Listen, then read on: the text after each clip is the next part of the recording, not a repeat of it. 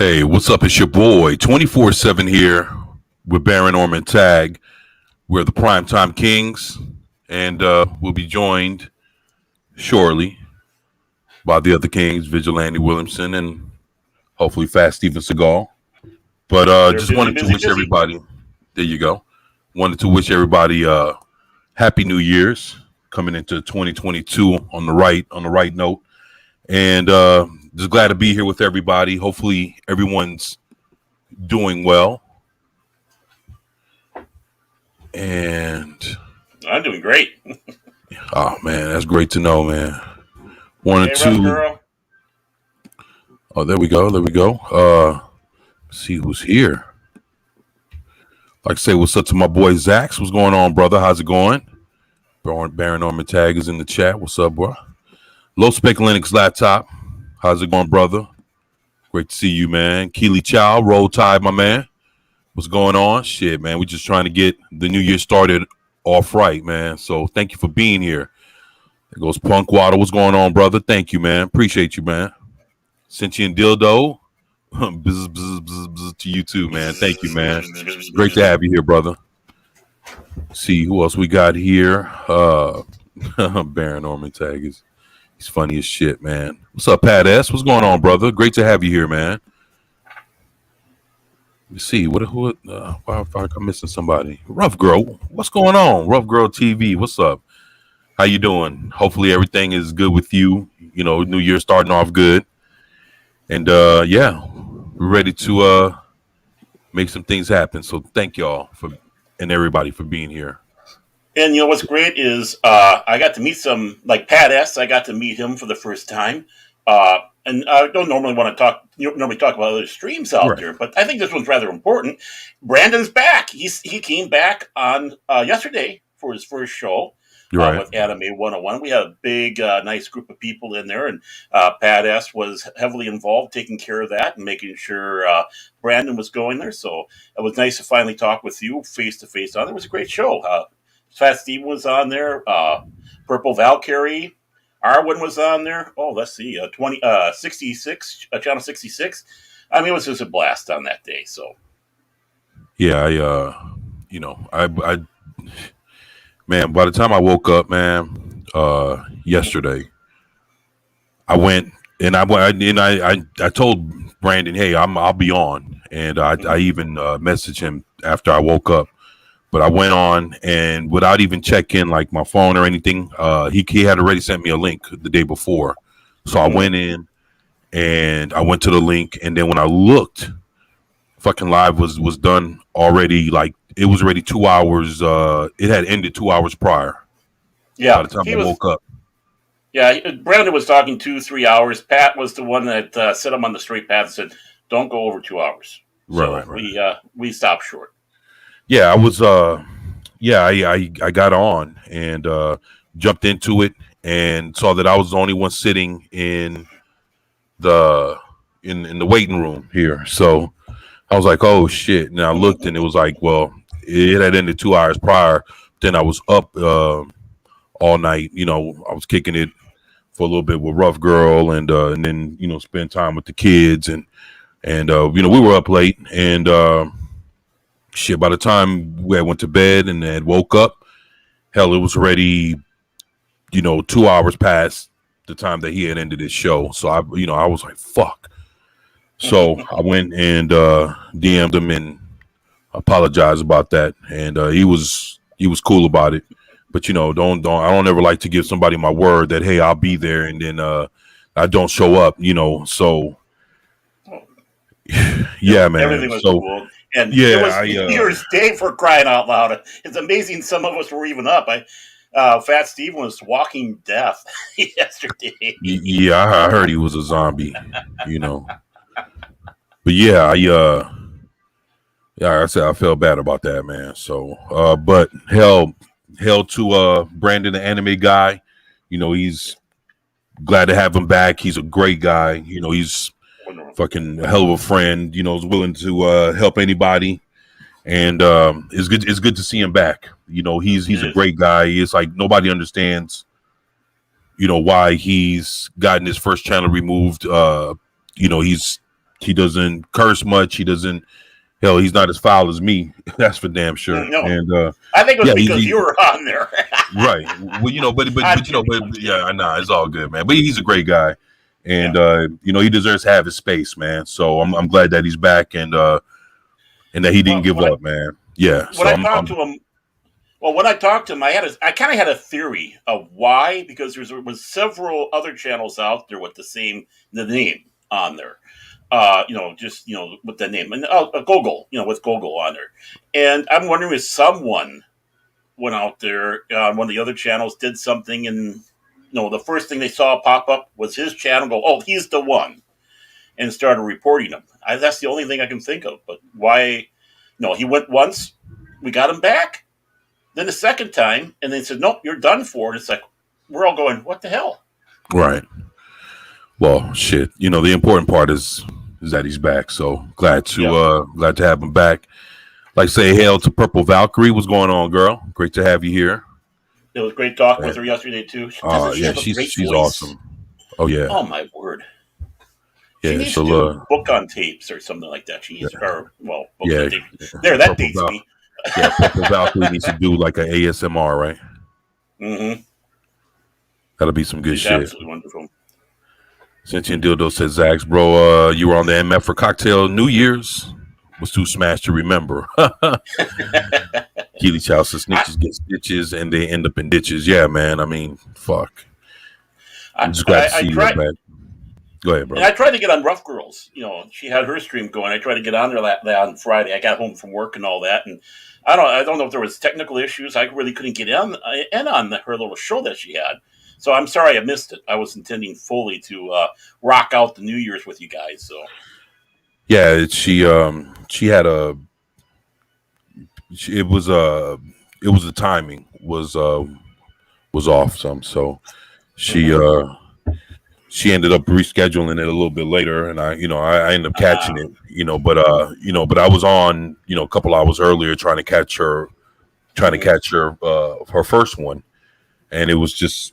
The timing was, like I said, was off, and she got it fixed, but it all, yeah, she would have loved to have seen more people come through, so it's she says it's Baron Orman Tag. That's my fault. I was in the wrong time zone, but I'm good now though.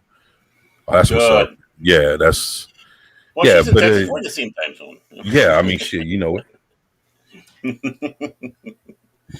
So, yeah, I mean, I think so far we've gotten a good start. The only bad news starting off that we looked at on Saturday was, I don't know, do you watch Impractical Jokers or follow them at all? Oh, talking about the one dude leaving? Joe Gatto. Yeah, Joe Gatto.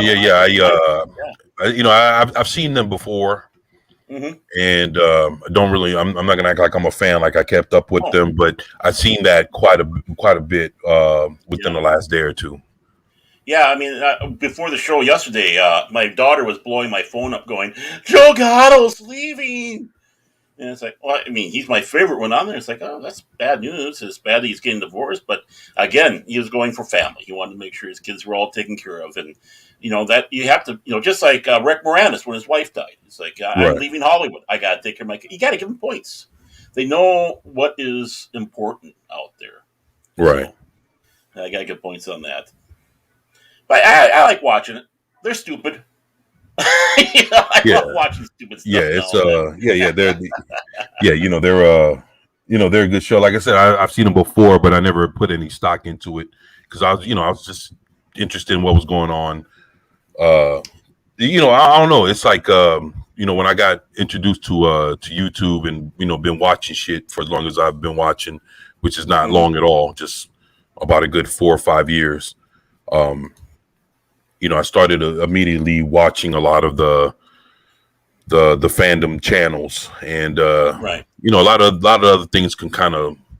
I wasn't really interested. I was just trying to see what was going on in pop culture. I was, but I did check out a few other channels, but nothing ever kept my attention more than watching, Geeks and Gamers or Nerdrotic or, Doomcock or just checking out all these channels. The usual suspects. Right. World class bullshitters. I was just into watching them.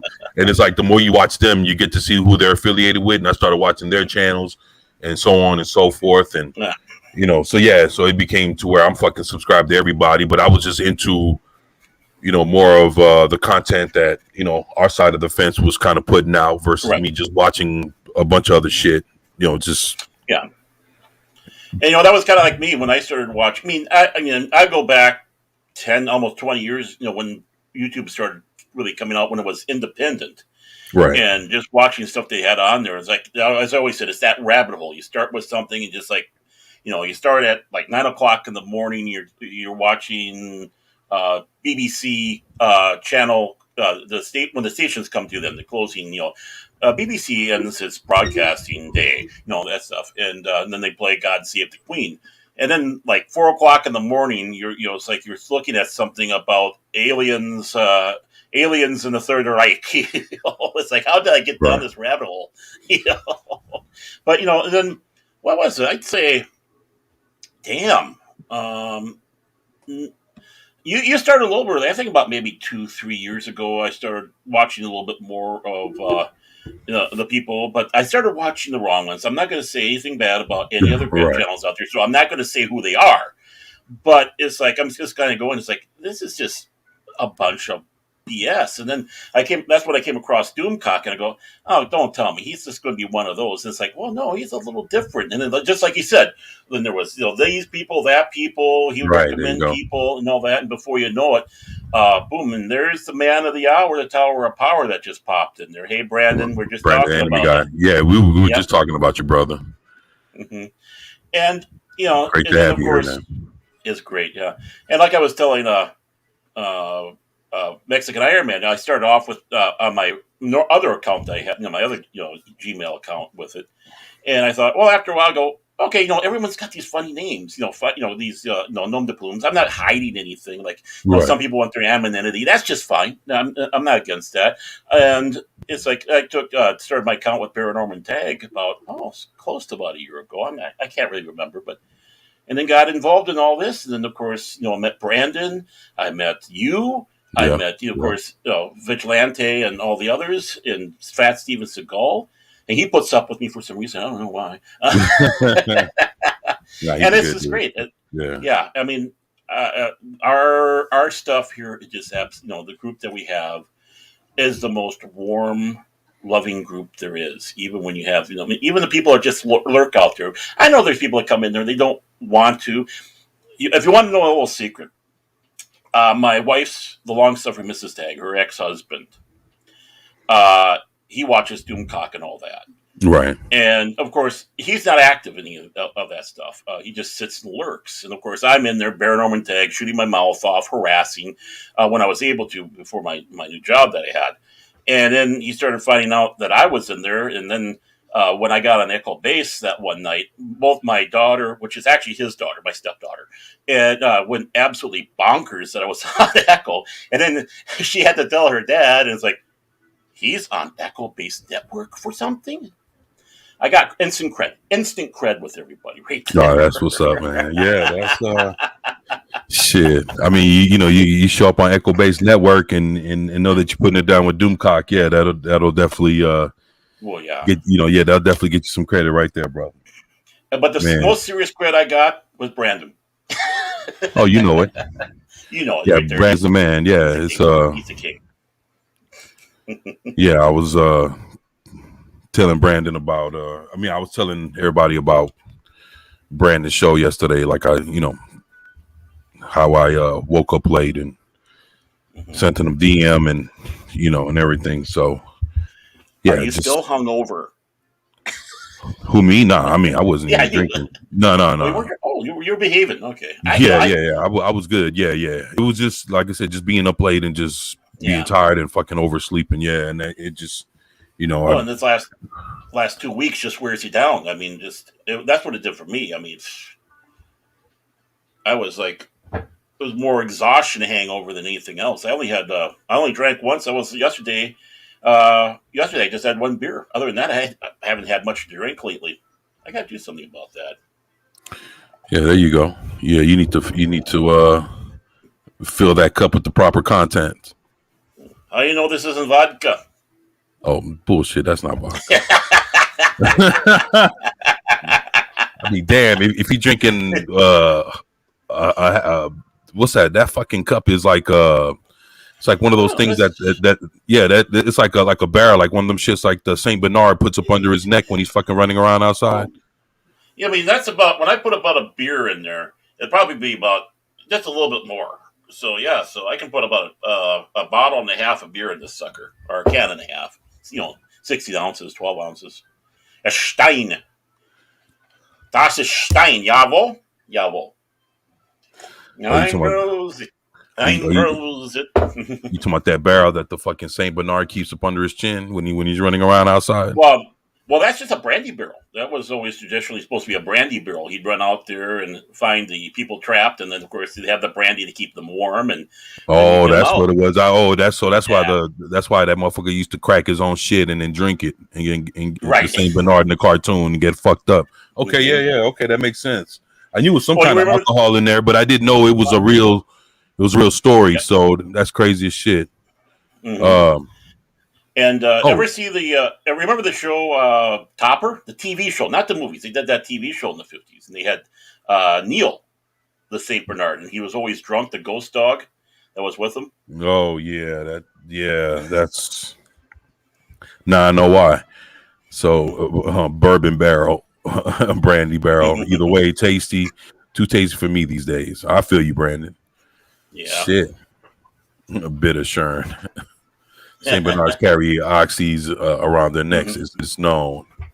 Yep. I Damn. know they got that now. They got like a well, correct me if I'm wrong. They kind of have like a special vest they make up, so they have all the oxygen, so they can get up there and all that. I think they quit bringing the booze now, but it's no oxygen. Nah, fuck that. I want. If the Saint Bernard's gonna come save me, he needs to have the fucking barrel of booze on his shits. So yeah, that's some good stuff, man. I appreciate the chat. You in the chat actually educating my boy and let me know, what's going on with that, because I didn't, I never knew what the fuck it was. Like I said, I seen the cartoons and I always thought it was a joke that if there anything can be in there, it could be something that can, they can crack open and get drunk off of. But then I was like, well, who really knows what's in there? And then I seen like real pictures of dogs really actually carrying that shit on their necks, and I was hmm like, damn, Yep. Saint yo, Bernards they're pretty smart dogs, but big, oh yeah, of big. course. Yeah, especially when they take that shit on your rug. Yeah, that's too. Yeah, you don't really want that. But I like to say The hell mount, to. Oh, I'm sorry. I was but like to say hell to the lovely Sherry. yeah, there she is. Yeah, she just showed up. Hell to everybody else that's here. Got a great group of people in here, that's for sure. Of course, yeah, we always do, man. Always. And the Eldridge Lord, Oh yeah, Darth him, I Hasher. missed him. Yeah. Fucking Darth Hasher is awesome, man. Oh yeah. The great As guy. Fat Steven would sit back and say, "Me kissing ass." Oh shit. Yeah, the lovely Sherry. She's awesome. Thank you for being here. Thank everybody for being here. So, today, we were looking at a couple of articles that came through, and I was like, you know what? If you guys are up to hearing a few things that are kind of popping off in pop culture, there's been a few things. So, tell you what, in case you guys haven't heard, There we we go. got this here now. hmm It's that basically they've been for the last, it had to be at least the last 3-4 years or so. Actually since like 2012, but hmm within the last, I would have to say about 3 or 4 years, it's been a real court battle over who gets the rights for Friday the 13th, basically. hmm And if anybody was a fan of the video games, and I love the fucking video game, that Friday the 13th, the game, it's so good. And if anybody hasn't had a chance to play it, you should, because there's still a fan base for it. So Friday the 13th is an awesome franchise. hmm Um, the last movie actually, I would have to say Jason 10 would have to be probably on the list of maybe not the best Friday the 13th. But it's funny that right around the time Jason 10 came out, they had the Freddy versus Jason. Yeah. And when you look at the whole franchise overall, that franchise has 12, 13 movies, easily over, hell, it has like what, almost a handful of games. It's yeah. There's well, it is one of the things that was out there. That and Halloween were the ones that really started basically the slasher movies. That was so popular in the 70s, went to the 80s and 90s and such, and spoofed. And without that, you wouldn't have had Freddy. Without that, you wouldn't have had Scream. Without that, you wouldn't have Saw. You wouldn't have had a lot of those movies without this. And as much as I'm not a big slasher horror fan myself, those two films, when they first came out, because they were different, of course, grabbed you. They're absolutely grabbed you. It's like, okay. It's after a while when they started, keep on going. It's like, oh, okay, this is getting repetitive. This is getting boring. Yeah, I like seeing the titties of the girls running around out there before they get killed. But yada yada. But for me, I didn't really follow through. I mean, of course, Freddy versus Jason. Of course, that was kind of epic because you had two different franchises coming together on that. Right. But it's like, what can you do? I mean, you had Freddy in space. You had Friday. Jason in space. Jason in space. Yeah. And what can you do? Do I hear trouble? There's trouble. Hey, Vigilante. Hey, I'll let you go ahead. I'll let you do your thing. No. I it's the new thing. It's a new year. It happens when it happens. We don't rush it. We don't just like, it'll happen when it happens. The first time I did that, it worked smooth. No one was expecting. It was like, yeah. So we get into it, but no, keep going because I just forgot when you mentioned Jason in space. I'm like, they sure fucking did do Jason in space. Yeah, he did. Yeah, that's Jason 10. Yeah, right. Jason 10 or Jason X or whatever it was. Jason X, right.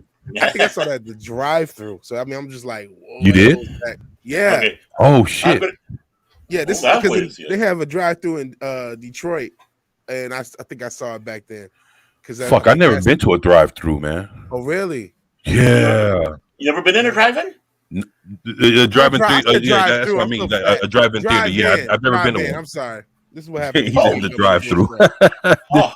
You're a fat fuck. You always say drive-through. Drive-in. Holy cow! Let's see. I saw Risky Business. It had a drive-in. I saw Star Wars. There was a science fiction night they had. This was at the Man France. It was a big complex. They had 6 screens. If you got bored with one film, you just kind of turn and go, oh, yeah, they got titties. Stuff like that. And that one night they had, what was it? Buck Rogers, Logan's Run, and I think it was Star Trek: The Motion Picture all in one night. So you sat through 3 films. And that was the great thing about it. You have those 3 films usually, or 3 or 2 films a night on that. On your screen, but we got a couple, but they're closed now, obviously because of the winter. But you need, you gotta find one down there, man. There's gotta be one down there. Yeah, actually, there is. There's one about 30, 40 minutes away that I'm gonna have to buckle down and try to head. So I wouldn't, hopefully it ain't. They're not showing no woke shit, but if they got something decent, I'll go watch it, man. But it's something I might have to plan. Well, that's what's nice. They usually start putting some of the older. It's not necessarily sometimes the first run. So when you go out there, you might be able to catch the good stuff that we had at the end of the year showing on there.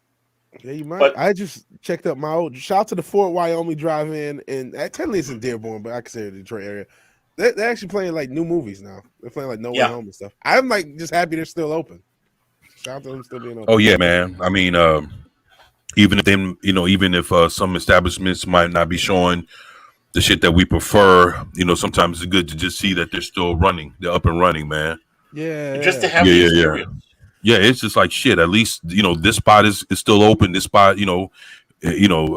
It'll come a time where they'll show something you'll want to watch, and then you'll show up then. But Yeah, man. Shit. Hey, man. Happy Happy New Year's to you, Vigilante, man. For real, Happy man. New Year's, Oh yeah, Vigilante. Happy New Year as well.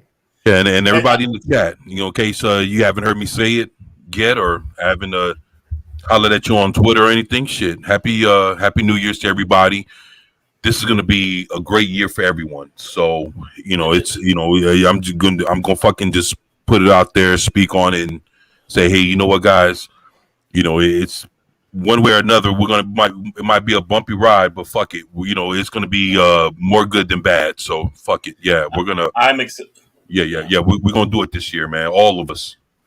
And I'm gonna work on my first bigot of the year here. So, are they gonna do a Jason X versus Malcolm X film? That's like actually bigoted. Yeah. like an actual bigot. Malcolm X would win by any means necessary. No, there you go. There you go. Man, Jason X. You know what? You were kind of going into the slasher thing. Like I would say this, like the slasher genre, which it really wasn't supposed to be a genre. It was like, but it was a subset of a horror genre, and then they just start spamming movies like that. They spammed the Friday the 13th. They start spamming like ripoffs. But there were some innovations, but it was just like a cheesy genre, right? Like they never really it stopped taking itself seriously at all. I mean, unless you consider the early Saw films, I guess they are kind of slashers. They were a little bit different, right? Yeah.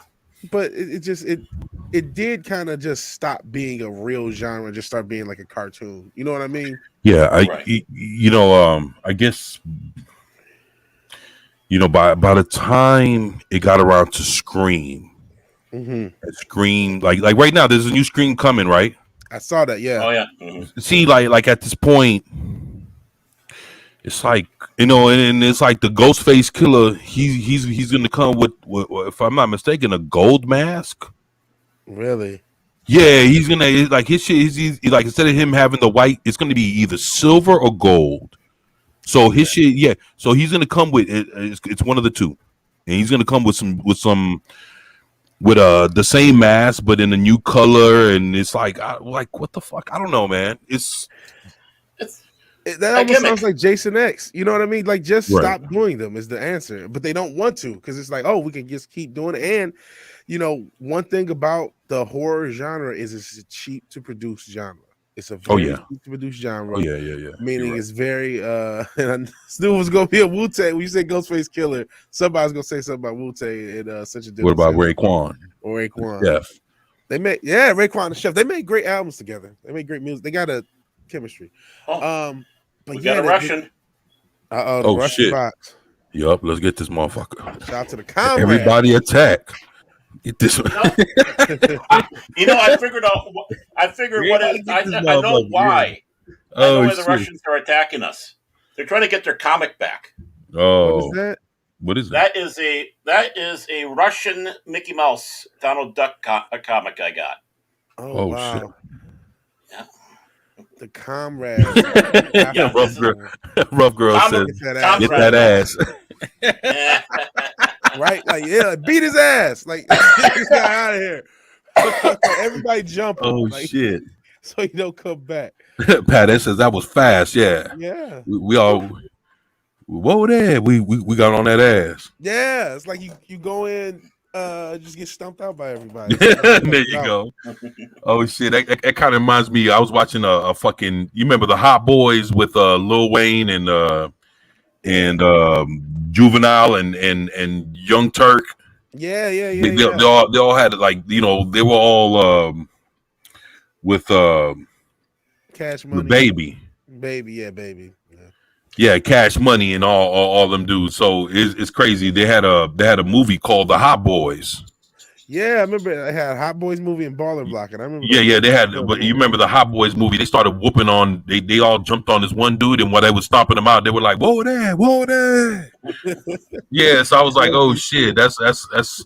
It was funny as fuck, man. I was sitting there watching that shit, and it just kind of made me. It kind of brought me back to that when we all, ganged up on this motherfucker. So, yeah, that was some funny shit. You know how Steven Seagal, Fast Steven there always puts some sort of video up, like, money, or whatever? Oh, I'm echoing. Yeah. Is that me? Don't think that's me. The, No, the that's not me. Russians. The Russians. But what we need to do is get the clip from Red Dawn where they're screaming Wolverines. Every time we knock one of those Russian bots off, we have to you play mean Wolverines. you mean from Red Dawn? Red Dawn, the first one, yeah. Oh shit! What about the second one with fucking Chris Helmsworth? No. What you mean? No, no. I mean, I'm talking about the movie. I think. Yeah, I got both of them. You come on. Yeah, but the first Red Dawn is the classic. You know what? The recent one. Listen, I guess what I will say about the recent one, because I do remember, like that was literally a movie I think I saw on FX. I always use that as a joke.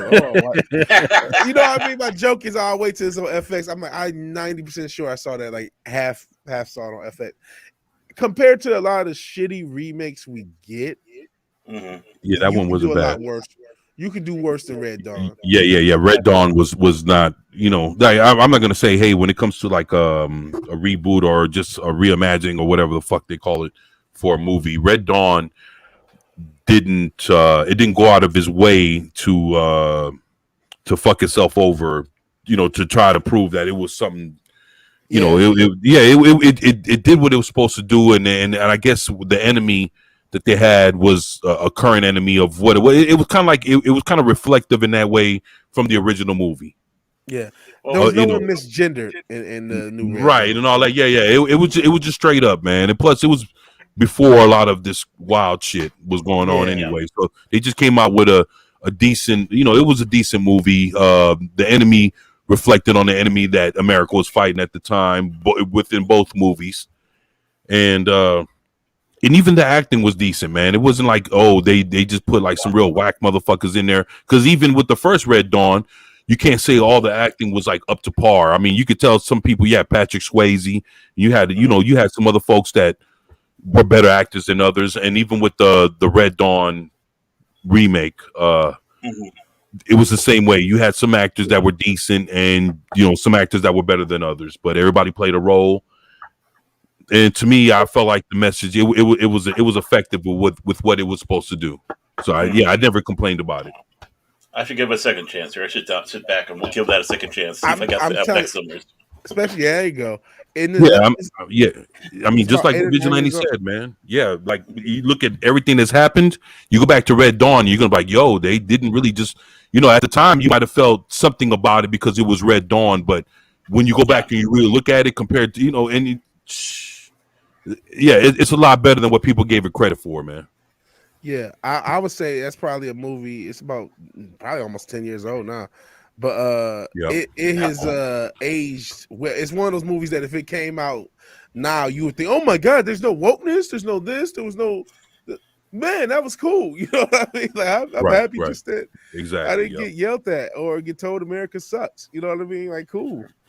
Yeah, you're right. 10 years old, 2012. Jesus, 10 on the button. Wow. Yes, 2022. This is a decade ago. Goodness. Hard to believe that. Hard to believe that. I mean, the first Red Dawn, they had what's his name in there? He was he played the Daily Planet. Perry White. He played Perry White on Lois and Clark, the first Lois and Clark series. He was in that film. I know. I can't remember what his name is off the top of my head. That's why I got Google. Yeah, there you go. Google knows all, including everything about us. Yeah, man. Oh, what am I doing on there? Well, C. Thomas Howell was in it. Leah Thompson, Jennifer Grey, of course, Patrick Swayze, Charlie Sheen. Right. Maybe that's when he started. Lane Smith was in there. He was the mayor of the town that was in the prison camp. He was, of course, he did Perry White on the Lois and Clark series. Powers Booth, there's a good name of your B film villains. He was actually a villain in that one. He was actually the pilot that got shot down. So yeah, they had a pretty good cast in there. They had some forgettable ones in there on the original one. But I remember big time when that film came out. It was like, woo. Yeah, let me ask you this. If I'm not mistaken, and I'm just kind of thinking back, wasn't on the reboot of Red Dawn, didn't they have one of the dudes from one of those like Nickelodeon shows? Yeah, I think you're right. Yeah, it was. Oh yeah, I think it was Josh from Drake and Josh. Yeah, Drake and Josh. Yeah, it was one of the motherfuckers in there, Yeah. and he had lost some weight. Yeah, he looked completely different. He did. Yeah, it was Drake and Josh. Cow. It was Drake and Josh. I'm looking at the He picture. was huge. When he first started Drake and Josh, he was huge, and then I think I don't know if it was for that role, or he just happened to lose weight and didn't do that role, but yeah, he was way skinnier then, and his acting got better. Yeah. Because he was screaming and crying and doing all kinds of shit in that movie that you'd never see in the Drake and Josh show. So yeah, he got John Millis kicked out of Hollywood. Red Dawn. Oh, there goes Zach's trying to. Yeah, because he was too radically right in their opinion out there. Even though he did some great movies out there, he really did. Rough Girl says Google got Jared from Subway caught. My girl Rough. Look at that's some funny shit. Yeah, man. Josh Peck, there you go. I appreciate you, Eldridge Lord Haster. Yes. Just have to take. Which was an enormous loss, says Zach's. Yeah. That's right, Baron. Zach's agreeing with you. Yeah. That's some yeah, he had some he was involved in Dirty Harry. He was uncredited screenwriter for the original Dirty Harry film. The Evel Knievel film, the one with Mark that pretty George Hamilton? George Hamilton. Yeah, come on, man. On that one. Yeah, come on, man. You got to be shitting me. See, a lot of people don't even know. See, you got to, you think about who you talking to. It's your boy. Come on, man. I know this shit. Life and Times of Judge Roy Bean with Paul Newman. Yeah, Jeremiah I remember that. Johnson with Robert Redford. He was writing team. Of course, Magnum Force, which was the sequel. The Wind and the Lion. Jaws, he was uncredited with working on the screenplay on there. Damn. He was involved with Apocalypse Now. He was a producer of Apocalypse Now. Oh, I got that movie here right behind me. Man. Oh, wow. Mm-hmm. And of course, needless to say, the one film which really impacted us because it really brought Arnold into the spotlight, Conan the Barbarian. He was the director and the writer of Conan the Barbarian. There we go. Damn. Lone Wolf McQuaid, he was involved in that one. I think he was a spiritual advisor on that one.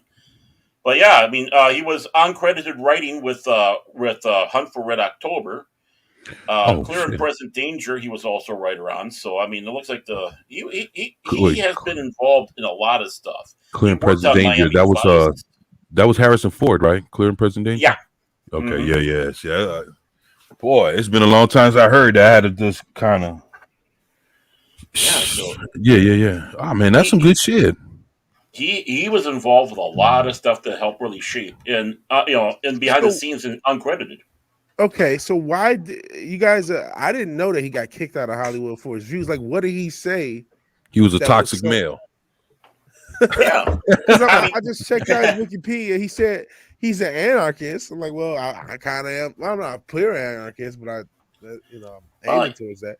But like, what is it that makes it like, oh, this guy, he's just so toxic? It's like basically his from what I'm seeing from the chat, because I didn't know, but it looks like I guess from his perspectives, he got typecasted, man, and it was like on this, like what Hollywood would view as being having a toxic perspective or personality or point of view, that they just got his ass out of there, man. And then it's like, and he was probably more on the money and probably more right about how he was feeling or what his perspective was, and they just wanted to just fucking shit on him and get him out of there, silence him or whatever.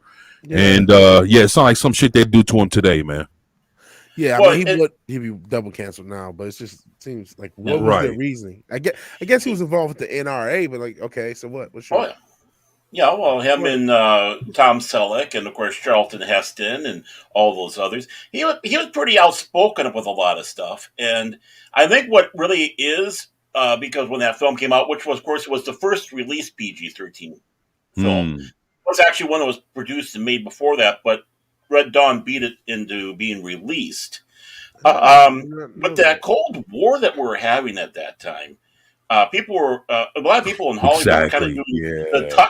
the tuck and dance around like Buffalo Bill in Silence of the Lambs about the whole thing.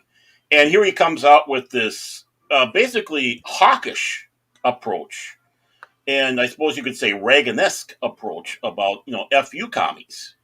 And this is, you try and putting them in a really, really bad light, the commies, that is. And of course, us fighting back like that.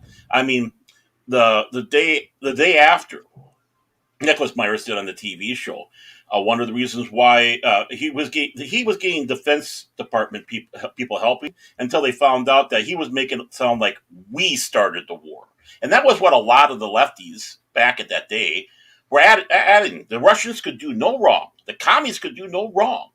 We're the aggressors. Every time, look at the old videos, look at everything they have back from the 80s. It was almost, how bad we were.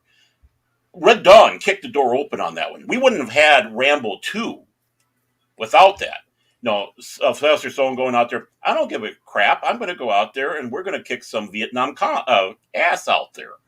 And, especially with the fact that how the veterans were treated from Vietnam throughout the 70s, 60s, all that. This was finally something that was making people stand up. Everything they were having, Apocalypse Now, was bashing Americans and bashing the military. You had just a whole slew of that. Red Dawn comes along and says, no, we're better than that. And of course, then you had, of course, the original First Blood film. Then you had Rambo, which was really kicking in there. You had Chuck Norris started doing his Invasion USA and a few of the others. Yeah. Invasion USA. Was kind of, shit. Yeah. It was basically, the USA. And we all laugh about that, but that hockey game that we had in that Olympics was so impressive because yeah. I mean, it was so impressive because Russians were literally putting professional players out there against our amateurs, and we kicked their ass. Yeah. And that's what we were needing. We needed to be bolstered up. And there's people in Hollywood, even back then, that did not like that.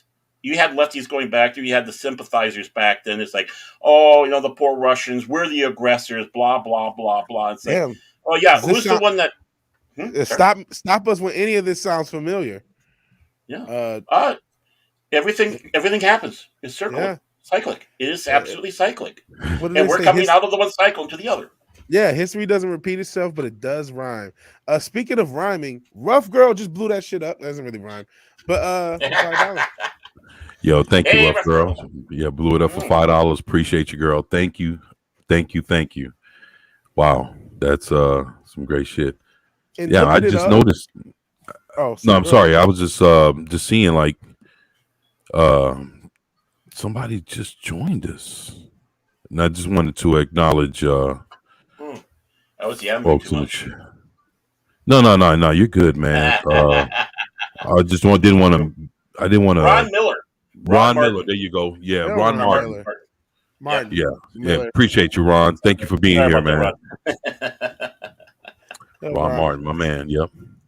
I knew I saw something different, man. Go ahead, Rizzo. My bad. I was looking up, like, okay, I just Googled, you put it in the Google machine, John Milius racist. So apparently Red Dawn is xenophobic. I'm like, oh, of course it is. That's the reason. Xenophobic. Yeah. That's whenever you're stereotyping against a country or a region as opposed to your own. Right. I was just... Yeah. I don't know. It was just the fact that that you said that within what was going on with this movie, I had to be like, wait a minute. But then once you broke it down and said that, I was like, okay, I can see what you're saying. Well, it's like look. I'll tell you something. All right, I was on Reddit, right? Mm-hmm. And it kind of reminds me of the same situation. So basically, I'm on a Reddit for a Black Adam movie. And so that, to kind of make a long story short, somebody brings up about what's going on with one character called the original Red Tornado. Mm. And I was like, wait a minute, what's going on? And they were like, well, they were happy that that character was going to be in the movie. And I was like, wait a minute. This is a character like right now, if you look up the original Red Tornado in comic books, like you hit Google for for around World War II, the 1940s, the character is a woman that used to dress like a man and fight crime. And the only way she would be taken serious is because she was dressed like a man. So in the new Black Adam movie, they're gonna turn around and turn the character transgender. Obviously. But the thing is, at this point, the character's a grandmother. So basically, you're turning a grandmother transgender. That's even doper. And the thing is, it was like, I got kicked out of the fucking Reddit because the hell you say? And then guess what I was called? What? Vigilante's favorite word. I was kicked out for bigotry, man. There you go. Well, Reddit is known to be like that. It's kind of known to be very left leaning, so to speak. But it's not even left leaning. It's just mental midgetville. I don't care if it's left leaning, but there's so many midgets in there mentally. But man, who the hell? I'm not trying to stereotype against any groups. I'm not saying that you shouldn't do what you do as an adult or as a human. It's a free country. I believe in freedom. Be free. Right. For fuck's sake, can you explain to me the market share of individuals who are interested in transgender grandmother stories? I'm sure there's some, but it's not most of America or most of the world. Man, I was my whole thing was just pointing out like, for everybody that was sitting there happy that the character was going to be in the movie, my whole point was, well, if you're that happy, are you happy with what they're going to do with her? Mm-hmm. And all of a sudden, and the fact is, I didn't say nothing, Doc. That was as much as I said. That's all. And even then, I got kicked out. And when I looked up to see why I was banned, it was for bigotry. Can I please say it this time? 24. You're a bigot. You're a bigot. I never. It's funny. I was talking to my son about that kind of shit. I was like, "Yo, they called me a bigot," and then he looked at me. I said, "Son, you're a bigot too." And he looked at me, and I said, "Yeah, it sounds fucked up because it don't even sound right." And he was like, "Yeah, I know." It's like it just sounds so weird, man. To be called, to be called some shit like that when that's farthest from what you are, man. Well, there was two things about that Red Dawn where I'm sure there's back saying it. It wasn't just the Russians in the original one that invaded. It was Cuba. Cuba came up from the south in that movie. But the funny thing is, the enemy that they were treating, the leader that was in there, they had the Russian and had the Cuban working in Colorado there, right? Keeping that. The funny thing is the Cuban was the one that had the honor, while the Russian didn't. If you sit back and watch that film, the Cuban was much more honorable than the Russian in that film. I never noticed that. Yeah, I mean, the thing is, my peoples are from Cuba, so of course, when it comes to the whole communist shit, my family knows about that. Yeah, very, very, very well, man. Yeah, I'm gonna have to tell everybody, a few stories about the family one day, man. Some of the shit that the family went through. But yeah, man, it's it's some real shit, man. So, yeah. Fuck. Well, I said it before. When they were bringing all this like transgendered grandmas, and she better be left-handed or they're bigoted. She better be blind in one eye or they're bigoted. She better have a prosthetic on her somewhere or they're bigoted. Yeah, I mean, it's just like I said back before. There was that one creator, and he was pushing heavy with making every character possible in, I can't remember if it was Marvel or DC gay. He was working for them. But then he put out a little thing about, please give me money. I'm not getting money. No one's buying my crap. And I sat back and said, there was, and I'm sure there still is, a market for gay comics out there. But the thing is, it's its own niche. It's like, if that's what you want, you're going to be a very limited market because the overall group of people are not interested in it. Just like they're not necessarily interested in watching all this romance. You have those romance comics, as you know, 24. I mean, it had its niche. It had people following along with it, but it still wasn't something that was grabbing everybody like our Supergirl ones. So if you're going to push for that, you're going to start alienating yourself from the overall people. It's not that you put a gay character in there or such, but when you're starting to push a full agenda, and that's what it is pushing an agenda, not just, hey, let's have a creative new character. No, let's change all these people gay and then tell everybody that they're bigots because we bring up the fact that these characters weren't that way. They had relationships and this and that. No, you're a bigot. You're homo. You're a phobe. You're an ist. And I mean, if you want to do it, go ahead, do it. But realize you're going to be in that little almost underground comic market area of that. Yeah, you know, there's nothing wrong with being niche. I mean, you know somebody who is niche. Vigilante wins here on another episode of the Primetime Kings. That's why you wait. You don't just do it at the beginning. You do it. No one expects it. You just sit and it shows up. It's like I'm doing trickly buff. You triggered me. Yeah, there you go. But it's like when Steve Urkel had Did I Do That? You don't just do it at the beginning of the episode. You gotta wait, and then when this moment happens, it's like, yeah, there you go.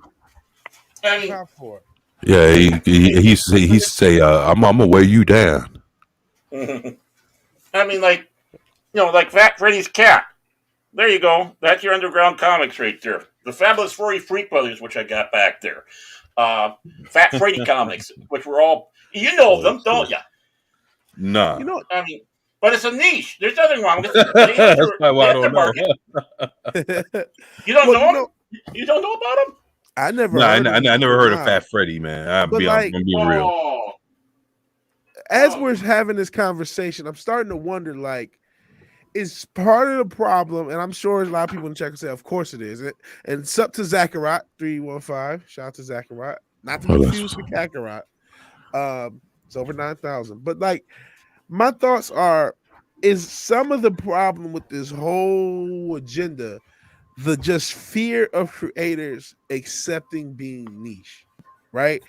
If you have something, if you're an independent musician, you have to accept the same amount of people who listen to you are not going to be the same amount of people who listen to Billie Eilish. There's no way around it because that person's way more popular, way more mainstream. Same with anything. And you just accept it. You just accept, you know what? I'm not going to be the most popular, but I'm going to do stuff true to me. It's so much of the problem because you could have built up a market if you would have just said, you know what? Only 5,000 to 10,000 people are going to buy this comic. So we're going to make this comic for those 5,000 to 10,000 people. Do it the best for them and not give a fuck that it's not Superman or it's not Batman or it's not this mainstream product. We're making our little, we call it woke, but hey, if that's something you're entertained by, fuck it. And you just serve that market. But there's that laziness. Like they don't want to grind like that. They don't want to be small time. They want to like cheat, basically. They want to take something that somebody else already built up over 30, 50, 100 years, depending on the comic character, and just attach themselves to that instead of saying, you know what, I'm going to build up my character or my story or my whatever, and yes, whatever little group you want to represent, whatever it is, but it's about building that up instead of I'm going to take over somebody else's stuff. And it's like they don't want to put in the work as much as anything. You're absolutely right on that. And more importantly, just like you said, these guys didn't give a damn. They went out there and they're writing stuff and they figure, what the hell? I'm not being looked over by the comic book industry, the little seal that gets put on there because you have the comic code. This is, quote unquote, underground. We're just going to go nuts. Right. And some of these people started reaching levels of almost, mainstream on there. I mean, even though, it kind of forgot, and I'm sure there's stuff of them that do know about the Freak Brothers and all that. That was one of the more popular ones that's out there. But we wouldn't have had The Simpsons without Groening doing Life in Hell and his underground that he was doing with that. Zippy the Pinhead was an underground alternate newspaper comic, and then it started going to the mainstream press comic pages, which kind of made me what the heck going on there? But again, that was one of those little niche comics that started seeing more of the limelight. If they're good enough and it resonates enough, you're going to get a bigger market. But the thing is, it's just like you said, vigilante. They got to put their heart in it, and they got to be creative, and they got to be original. Yeah, got to be original. It takes work. It takes time. And yeah, hey, could do a Red Dawn stream. That'd be fun. That would be. Yeah, that's the thing. It wasn't real communism. Yeah, Fuck, come man. on, 24. Didn't you know that? Trying it. I mean, Yeah. it's like, I don't know if I told this story here or not, but there was a movie called Skis Against the Atom. The Heroes of Telemark. It was about the World War II film. It had I hate when I have middle block on actors' names, but Spartacus's dad. Or no, Spartacus. Oh, who plays Spartacus again? Shit. I have a mental block on his name, but he was in the film. It was all about the attack on the heavy water plant in Norway that the Germans were planning on making an atomic bomb with, and their attack happened to stop that. And I met one of the men that was actually involved in that. He wrote a book called Skis Against the Atom.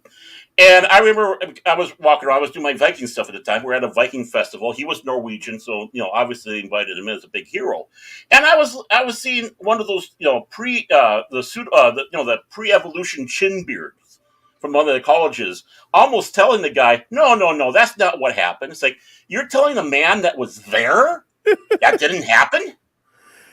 But his books told him something different. Mm-hmm.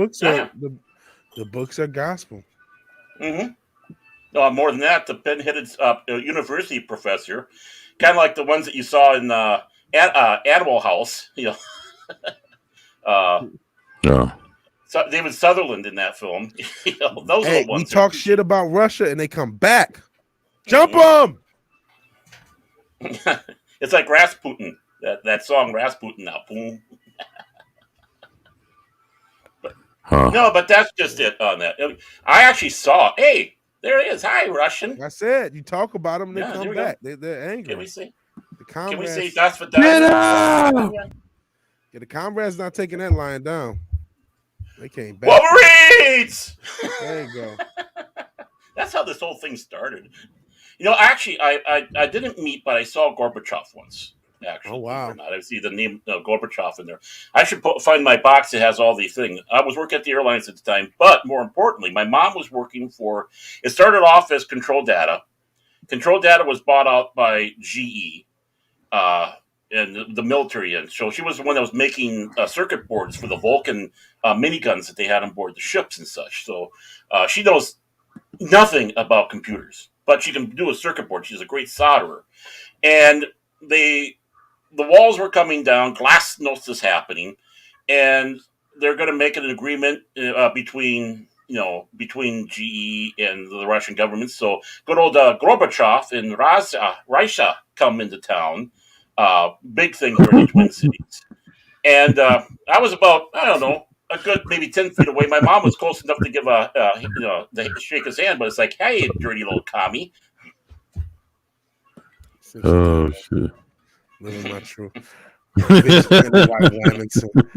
Stay go, Pony Boy. Stitcher Dildo is like, I can't wait. Stitcher Dildo needs to do a text to speach or some sort of channel. That's my goal in 2022 is to get Stitcher Dildo on a channel or on a stream or something. You gotta figure it out. Sorry to cut you off, Baron, but no. It's Sitting a Dildo. I deserve to get cut off for Sitting a Dildo. Oh shit. Oh fuck. I was done anyways. So I know they know better. Yeah. I just got off in my job. There was a lady that started the same time as me, and she didn't last long because she was one of these abrasive East Coast people. Mm-hmm. And she was letting everybody know that she went to college and she's got a degree. That's dope. Blah blah blah. And if you don't have a degree, you're not worthy enough to talk to me about these subjects because you don't know it because I went to school. She only lasted about maybe a month before they kicked her ass out of there. But that's the mindset you're dealing with. Oh, I went to school. I know more than you do. I read a book.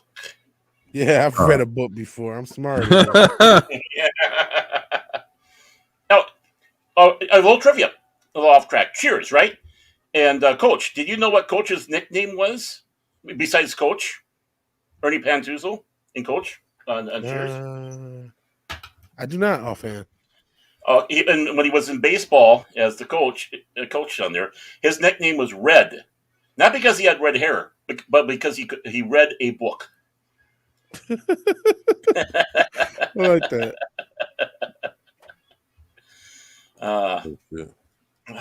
When did we lose control of this? We're talking about slasher films. Slasher films, and then we started talking about Red Dawn, and then we started talking about John Milius, and then we just started talking about all this. Started talking about communism and trans grandmothers and all sorts. It's the Russians' fault. You know, and I think 24 had to leave. My question is if they're making this character trans, and I'm not trying to misgender the individual, but they didn't specify or did they specify which? I don't know what the best way to say is direction or which gender they were assigned as birth. Were they a man trans to a woman or woman? There you go. Yeah, what's the pronouns? The first one. Oh man, why is it always that direction? No love for the Elliot Page. Yeah, man. Because I mean, if this person's if you kept him a grandmother, yeah, exactly. That would make more sense. And honestly, just the direction that the character was going, not saying that you should make the character trans or whatever, but like the character started off as a woman and you just said no. Why would because they're doing it because the woman was trying to dress like a guy. Yeah, exactly. But when you do it in that direction, like a woman transitioning, and then the bad part about it is that character has a granddaughter that's actually a part of the team that you're gonna see fight against Black Adam and with him. Yeah, that's so it's not just that this individual. It's not even about this individual, but this individual has a granddaughter in the movie. So how does that work in the sense of it being the grandmother being the way? Well, because grandma was granddad at one point. Right, yeah, right. Yeah. But it's something that it's man, fuck, man. Let me. I'm about to take a. Go ahead. Take a whiz.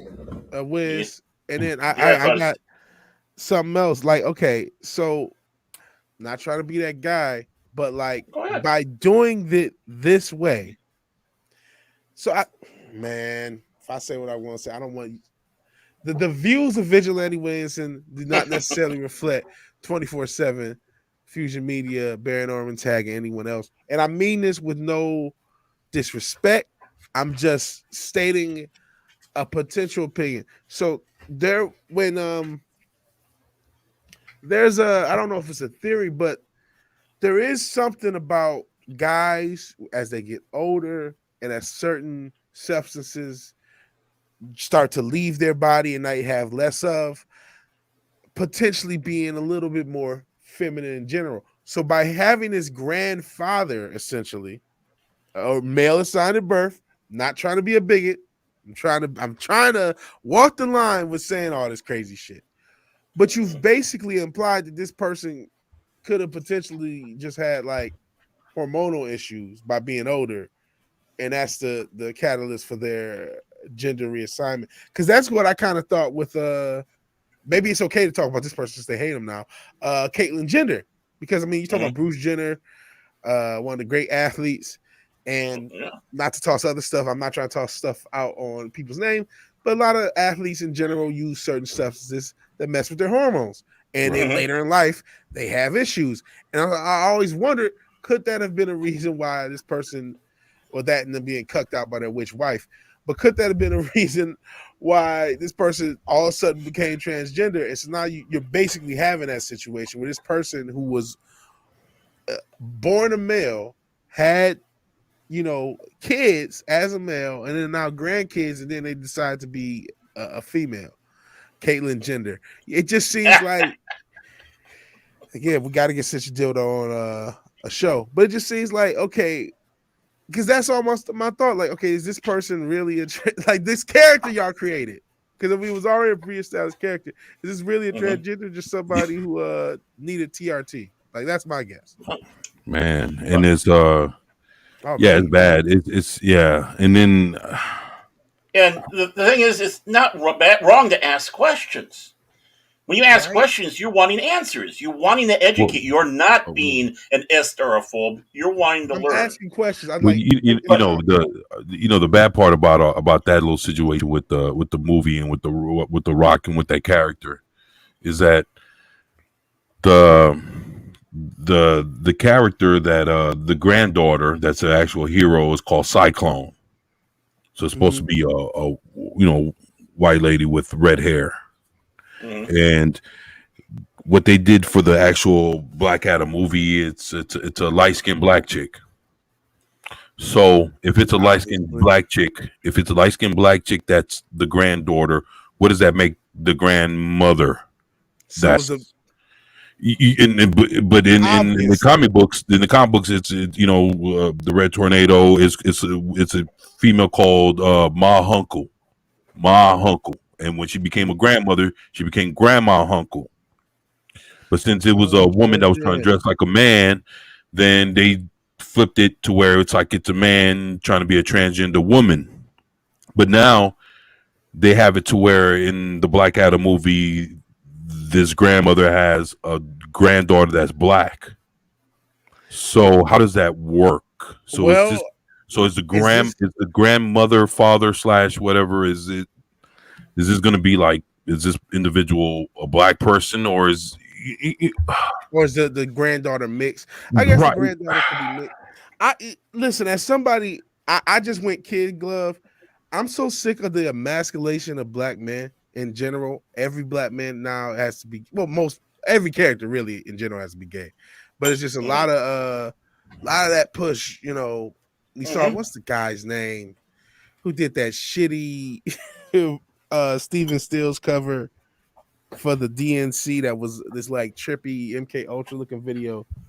Fuck, what's his name? Billy something. I can't think of the guy's name. You've seen him though. They push him out. He's just a part of the pop culture. You've seen the guy I'm talking about. I can't think of the guy's name. They'll toss him in commercials. They'll toss him in movies. They'll toss him on the ground. They'll just toss him around.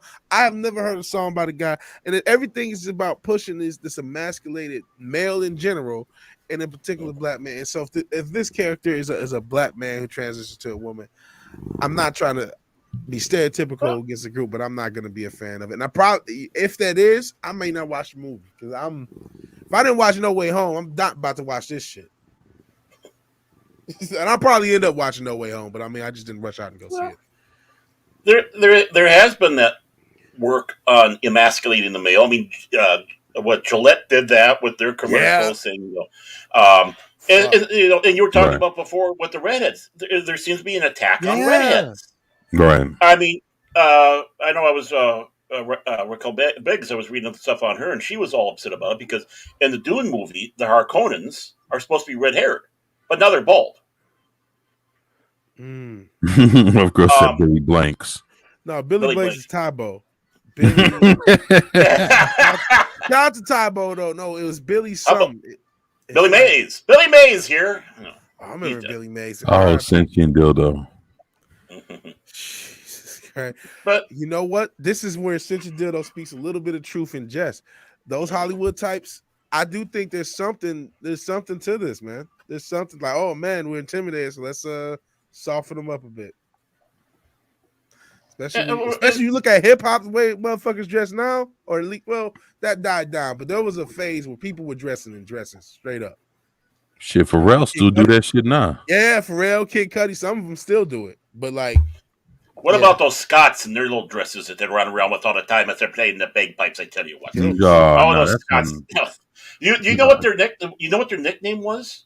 The Scots, especially the What? one division. They're called the Ladies from Hell because they'd go into battle. They'd show no mercies, and they're wearing their skirt, their kilts. The kilts. And Yeah, they the were like enemy. warriors in those things, though. Oh, They chopped the That's fuckers up. why. Yeah, that's why the Battle of New Orleans was so important because he sent that Scottish regiment down there. And that was the first time they ever gotten beaten. And it was 2 weeks after the war was over, but they didn't know because the information moved With so no slow. internet, they didn't Yep. tweet them. No. The tweet they had was called was a carrier pigeon. That was their tweet. Yeah.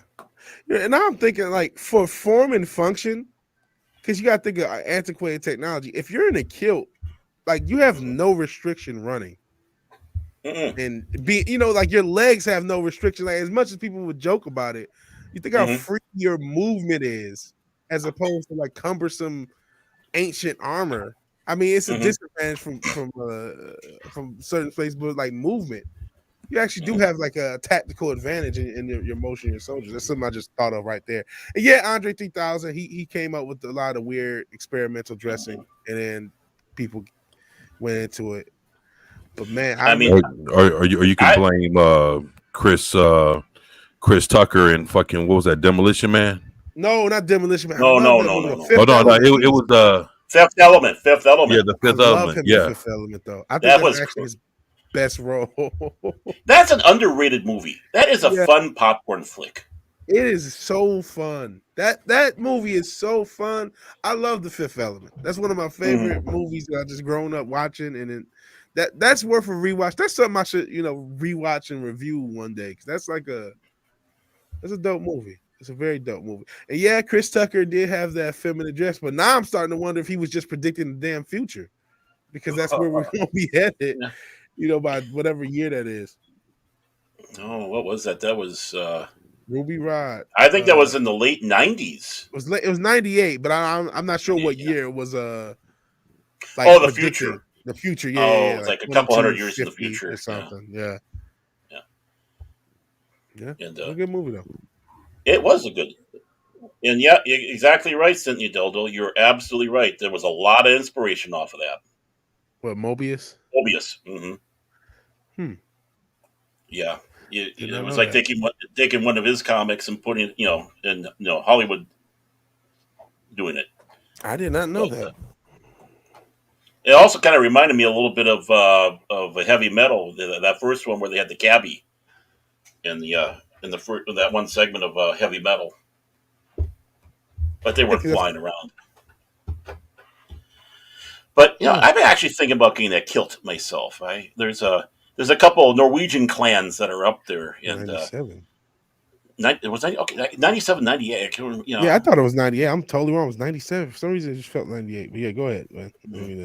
But yeah, I've been trying my family name up there, Anderson. Get the kilt Anderson and go running around with the Scottish groups that they have up here, Clan Tartan, which are a great group of people, historical group that I hung around with up here, Clan Tartan. Who's had haggis? I've had haggis. Have you had haggis? Anyone have haggis? I've never had haggis. Oh, what is that? Basically, it's a Scottish sausage. They basically take the like the kidneys and liver and other parts of the sheep.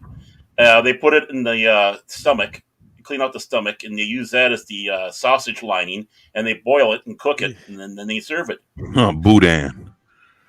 Of course, with oats and barley and stuff like that along with it. Cindy does not like haggis. Yeah, put some rice in it, be like boudin. Mm-hmm.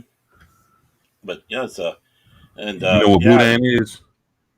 Oh, I should know. I've heard of it, but I should know what it is. Pat S knows what boudin is. I saw that yum from Louisiana. Yeah. Okay, I do not. What about baloots? I don't know what baloots is. I'm sorry, I don't know what that is. That's the where they take a fertilized egg, they bury it in the ground, and they come back later, dig it up, and then they eat. Ooh, no. Yeah. I mean, it's like pickled eggs. See, even Punkwaddle's like boudin. Yep. Yeah, Zach, we know. Zach, they do some other stuff. I'm scared to ask. What are the Scots? What's going on with these New Zealand sheep, or do I want to know? Yo, Zach, throw that shit in the chat. What's popping with this with the sheep? No means no. No means no. Oh, I didn't know that new Lord of the Rings movie was that wild. That's crazy. This is what Amazon. I'm sure you meant Wales. I'm down here that we have boudin. Cochise. Cochise. What the fuck is that? now we're getting to interesting food talk here. Oh shit! What is the Oh most shit! interesting food you have? Damn. You know, man, there was a movie I seen. It was a horror movie called Black Sheep. Y'all ever seen that shit? Not the Heard of horror it, but movie. I have seen it. No. No, I don't think I've Yeah, seen it. you guys need to watch that shit, man. It was about a dude. They got 30 sheep for every person. You tell me. Oh, That's Oh, why they face a sheep overlooking a cliff. That's because they back up harder. yeah. You that's know, wild. it's funny. They would, you know, there was a dude that I was look. How about this? There was a dude I knew, right? And then he was talk about how you knew when somebody was fucking screwing the animals because like he knew that this one dude was smashing a sheep. No, And but what happened was no, no. hold on. But what happened was when the sheep was got around that person, the sheep would back up to the person like ass first into the person's Johnson, but and Ah, you know which actually showed that the sheep actually enjoyed it. no, the So sheep so was so but no, no, no, God, I'm just saying, no. but what gave it away was the sheep. For the Hmm. sheep to approach the individual ass first, let you know that you know like backing their stuff into the individuals. Presenting, they're presenting. Yeah, that lets you know like Ah. yo, you know somebody smashing something. You know, all the sheep jokes I've learned are about 98% of the sheep jokes I've heard came from the Scots. It's like you know what the difference between a Scotsman and the Rolling Stones is, don't you? Oh boy, I'm scared. Oh nah. Well, the Rolling Stones sing, "Hey, you get off my cloud." In Scotland, they go, "Hey, McLeod, get off of my you." But Oh shit. Rough girl says man, leave the animals alone. yes, leave the animals alone. What the fuck? Sentient dildo says give it to me, daddy. Sheep. That is exactly. That sheep was traumatized, man. That sheep was in Stockholm syndrome. That sheep didn't know. That sheep wasn't consenting. Hey, you know what's fucked up? Uh, My daughter just walked by laughing like a motherfucker. Get your butt in I there. feel sorry for the 24 clan hearing about this damn sheep. Oh my They sit god. back going, "Who Who? the hell are these people?" Like, what's wrong with this? Is why humanity. You know what? Oh Humanity. shit. We all need to be eradicated. You gotta start. You gotta get rid of the whole species of human. Oh my The goodness. vigilante Williamson is this close to being a James Bond villain. I get why the villains just said, you know what, just blow this motherfucker up. Fuck it. Let's let's just put a bomb in the core of the earth. Why? Because I'm And tired of motherfuckers. oh, I'm Zach just says, tired. "No, go ahead, brother." I'm just tired of people. But you know what? I understand why all these evil groups back in the day, they were just evil. They just wanted to blow up the world. You're like, why do you want to just blow up the world? What you gonna get out of that? Now I get it. We Oh gotta get shit. rid of everyone. We all have to go. All of us. Zach says, Vigilantes now older and wiser. "Look at that Sheep shit." Zach asking. says that she'd be asking for it. Oh no. That's so wrong. What did the sheep wear? Fucking fucking Oh wool. shit. Like every other sheep. Oh shit. my my cousin has sheep on the farm up in North Dakota there, and she was showing a video of them shearing. It's shearing time. I'm sitting back going, "Oh, it's kind of a Scotsman strip show there." But I'm tis. You know what, Ron Martin? I did not see this. Like, woman put on a sheep mask in the grocery store because the clerk was asking for mask indoors. That's pretty funny I like it. because people are sheep. But well, now I know what they mean by people are sheep. They don't just Well, mean, oh, they just follow along. They mean, no, they're getting raped in these streets. This is wild. when I Wow. first brought the long suffering to the farm, and and of course her daughter was the first time was on the farm. My daughter's been up there, but it was like 10 years ago. And we go walking around. I'm showing the farm off, the family farm here and there. This, and we go out into the kind of not quite the pasture area, but kind of the open area they have on the farm where they usually keep the cows now and then.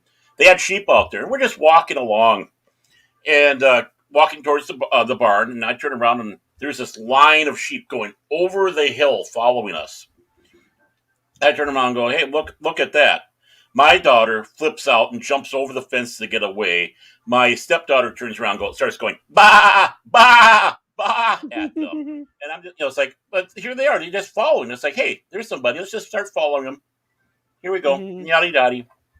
Maybe they'll give us food. Maybe they'll give us water. It That's doesn't sheep sound like that's mentality. what they were looking for. Now we really know what they were looking for. Mm-hmm. Well, that's why you have the Judas goat. The Judas goat is the one that leads the sheep into the slaughter yard.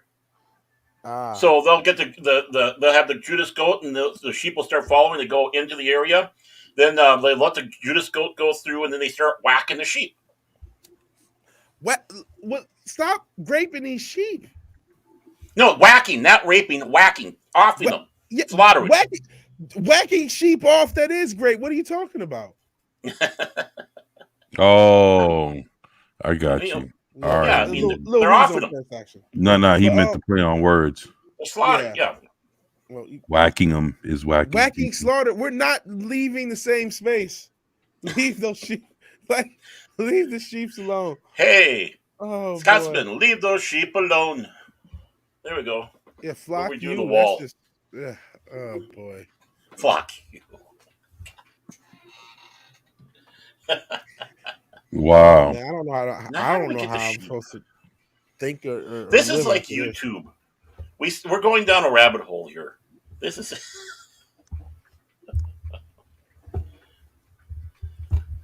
what are we talking about now? Yeah, follow me on Twitter. Yes, please. Follow. That's what we talk about. Please follow 24/7 Fusion B on Twitter. Don't be sheep, but just follow them. Oh, stop. But no, but you're absolutely right. The sheep mentality is out there, and you see it's all over the place. But thankfully, it's not the large segment of the community, because if that was the case, we wouldn't be here talking about it. You wouldn't have the people fighting back with the mandates and such. I mean, take a look overseas; they're having riots. Sorry, such a dildo. I saw that. Oh shit! Bad. That's bad. You're having the sheep ribbed. Oh boy. Oh shit! But you see those videos like in the Netherlands, they had that huge, and they were told don't go out there and don't have fireworks show, so they went out there and put their own on. You have it going on in Britain. Australia is this close to basically exploding because they're living up to their name. They're a prison colony now. Yeah, they are.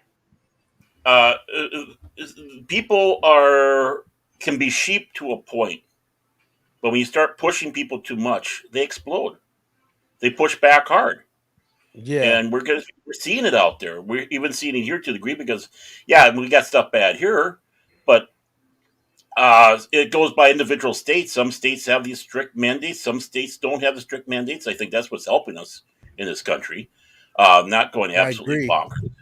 But in states that do have the mandate, you're starting to have people push back. They are pushing back, and people are getting arrested because they're pushing back.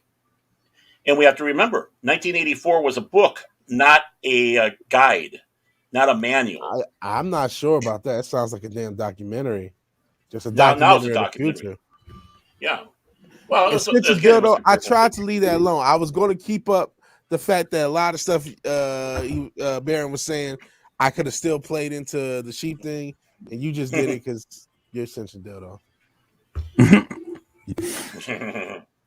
Man. Nice. That's nasty. You got to do it right though, Vigil. That's nasty. Yeah, I almost tried, and then I just. He's like, fuck it. Yeah, screw it. But yeah, we're not going to get off the subject. Thank you, Dildo. You do like when you push hard. What the fuck, man? Oh God. Holy shit. Boy, this. But well, did you hear that? Did you hear that? Actually, going back to the gender thing and all that. Did you hear that? Caitlyn Jenner wants to go back to being Bruce. I didn't hear that. Well, Yeah, he wanted to go back. He wants to go back to Bruce, but he's getting a lot of pressure for not doing it. He hasn't had his junk cut off. He's still down below. He's still Bruce, and up above he's Caitlyn. Man, I And he can't. refused to have the operation. I couldn't imagine what his hormones would be like either way. I mean, I think it's probably too late. I was going to just go with what you know. That's why you shouldn't make decisions that you're not sure about. Oh wait, it's not a decision. I'm sorry. Don't want to be offended. Damn. He's born that way. I'm sorry. I apologize. Thank you, Lady Gaga. Yeah. Is that why he's conservative since you did on that? He's like, man, really? Well, he always was. He was always a Republican. Yeah. I didn't know, because I mean, let's be honest. I didn't know 99% of people's political leanings before, the past few years, because I didn't give a quarter of a shit. I couldn't even figure out how to give a fuck about where somebody voted or what the fuck they did, because that's not what, when it came to entertainment, especially, you just, whatever it was a movie or a song or a TV show, you just appreciate it, or, whatever came out, and went about your day. You didn't say, "Oh, this person voted for that person. Oh, fuck them." It's like, I didn't know that. I had no idea who people voted for, or who was conservative and who wasn't, unless they was super out there with it. You know what I mean? Well, it went from World War II, where Hollywood was involved in the war effort, about patriotism, and we got the political films. It took 24 seconds to get it. It's an Outcast reference. I was just like, the love. I remember the Love Below. That's funny. It's a good album. It was a fun album. Actually, it was. It was funny. Puck Waddle put it like that.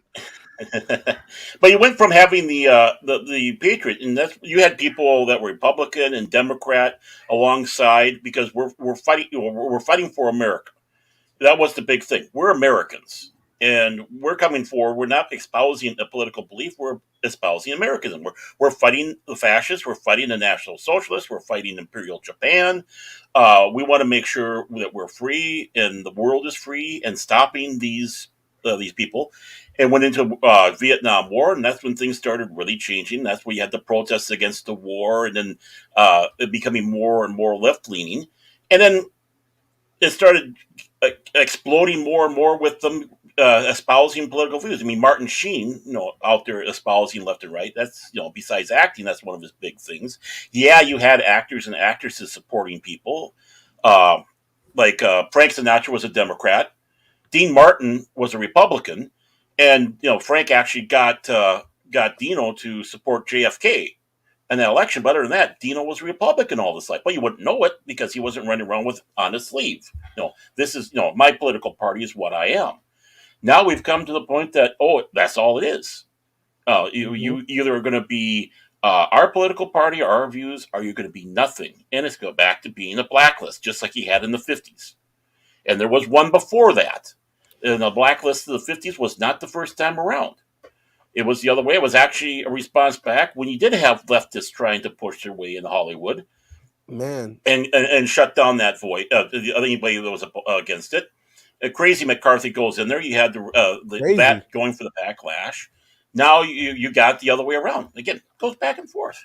And I don't know if this is a hot take. I am now of the opinion McCarthy was right. Like # McCarthy was right, because of how much he sounded crazy at the time, but now we look how infiltrated the American government, every element in America, the American government, the American education system, the American entertainment system, every element of America, the media, it's all like legitimately communist now, out and out, card carrying, unabashed communism, to the extent that if you're not a communist, they'll throw every name at you. They'll call you everything but a child of God, including racist and every other thing, because they pushed their communism so hard, especially over the past 10 years.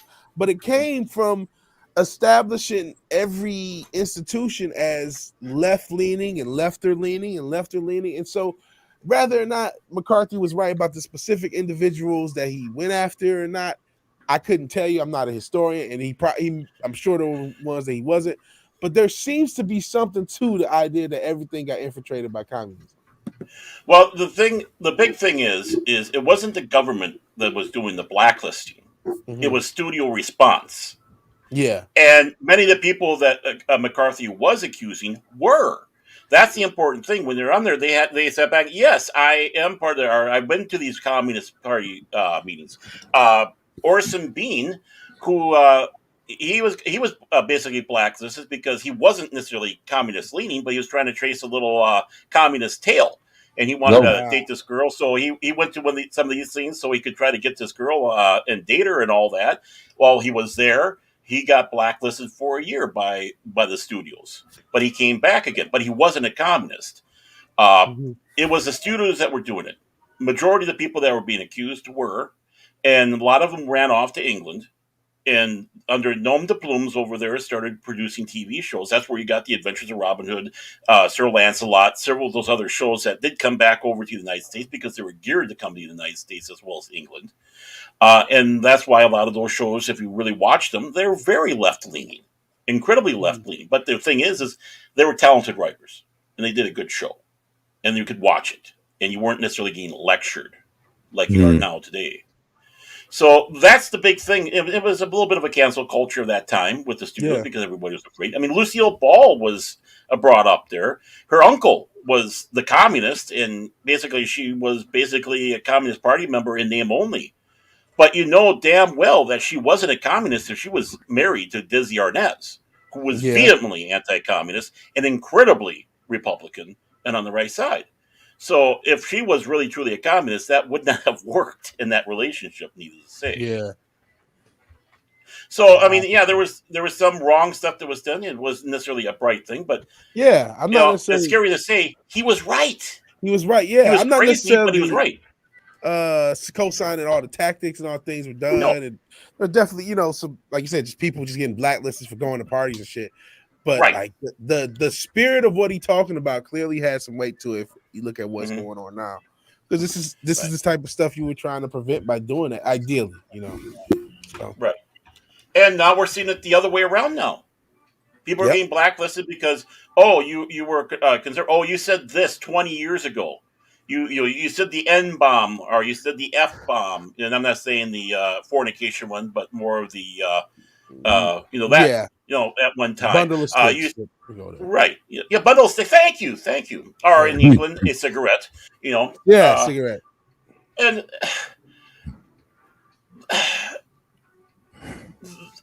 it's just okay. Enough of this. This is ridiculous. It's a new form of the witch hunt. And it's going to be pushed back. And I think we're seeing a good change of that because we're starting to see some non-woke movies are very little wokeness in them. Thank goodness. And hopefully that will continue on. Right. I was listening to Sentient Dildo. Yeah. Shit ain't changed. Yeah, shit ain't changed. Yeah. He's right.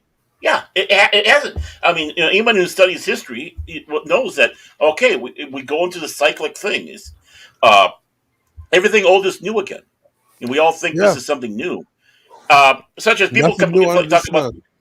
Right. I mean, reading about the Magna Carta back in the day, 1215, when that was done with bad King John the First. And people in that time were complaining about how people were walking around with foul language all the time. It's like these uncouth people, all they're doing is cussing and swearing. Well, we have the same complaint now. You see virtually pornographic graffiti in Roman fines out there, almost to the point that, for a good time call. Literally, they had one of those for a good time, see so-and-so in the form of, getting a little, action. And other things. We think that this is the first time we've had it. It's not. Let's take a look at Shakespeare. We look at this as intellectual, snooty stuff today. It wasn't. Yeah, it was not. This stuff was for the people. Yeah. Right. This was the people stuff. It was intelligently written, and whether you want to have the argument whether he did it or Bacon did it or whatever, that's not the point. Did Shakespeare exist? Question mark. Well, yeah, he did. He did exist, but whether or not he was one of the things is they're saying that it was Bacon that was writing it, but he didn't want to get his head cut off, so he was basically ghostwriting for Shakespeare. That's one of the arguments of in the debates on the whole thing, and it goes. That's another rabbit hole.